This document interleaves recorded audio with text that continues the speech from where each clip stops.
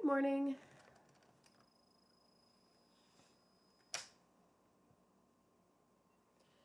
All right, here we go. Solving one-step equations.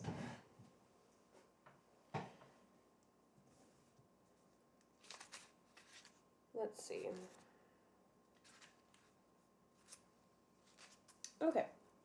Today we're just going to do a bunch of examples. I'm sure you've done this before in 8th grade math, but this will kind of brush up for you guys what we're doing. Let's see. Okay. So let's start with one that looks like this.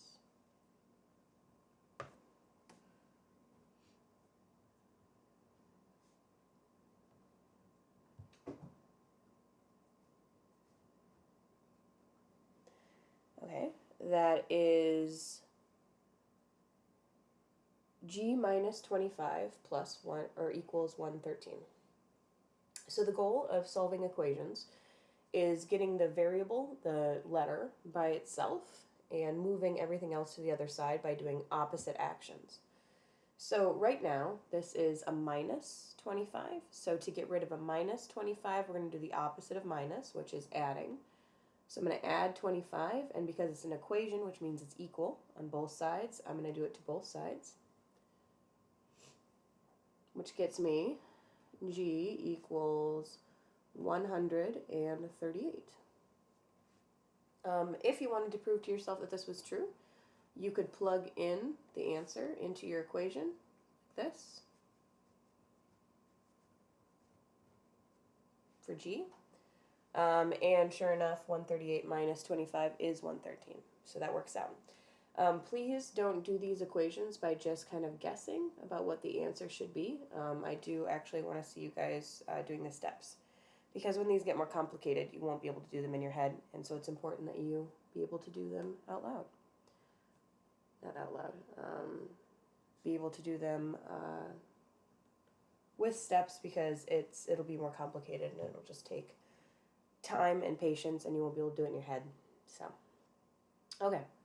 Next one is 27 plus k equals 30. Notice that each time the variable can change. This is like g, that's k, it could be x, it could be whatever. Just go with whatever variable it is. And we're trying to get k by itself again. So to get rid of that plus 27, this is a positive 27, what we're going to do is do the opposite, which is subtracting. So I'm going to subtract 27 from both sides to get k by itself. And 30 minus 27 is 3. Which works, because if you imagine putting it back in, it'd be 27 plus 3 equals 30, which is correct. Okay, next one. Let's do 6y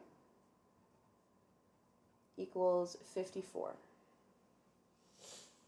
All right, remember that if it's just a number with a variable like 6y, that implies that 6 times y.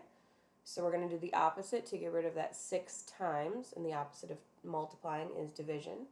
So we're going to divide by 6 on both sides. So dividing by 6 on the left and dividing by 6 on the right. So y equals, let's say 54 divided by 6 is 9. And you can remember, go back and think, okay, but 6 times 9, is that 54? Yes, it is.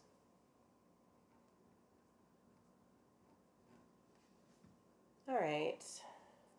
One more. Let's do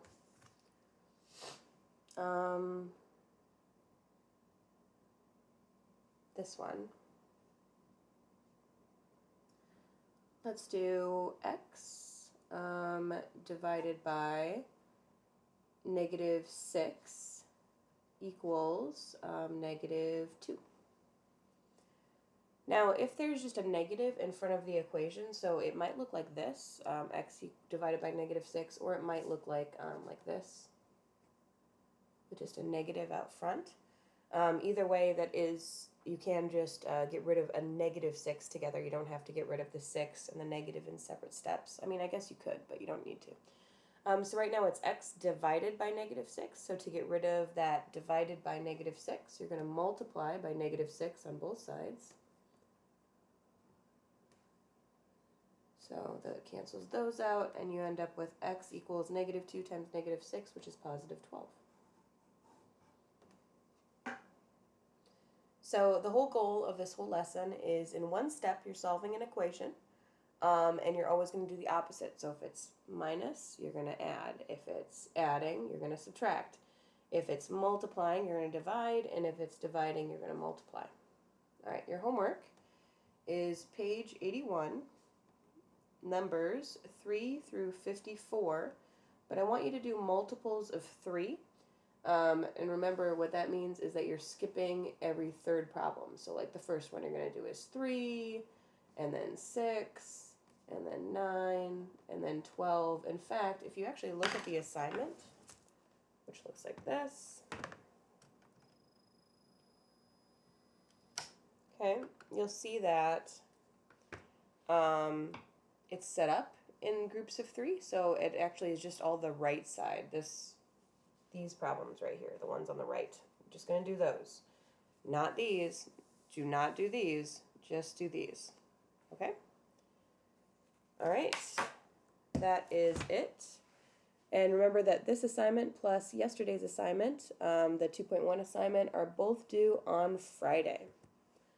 All right, guys. I hope you have a great day. Make sure that you ask me or log back into the Teams call if you've got questions for me, and I'll be happy to help. Bye.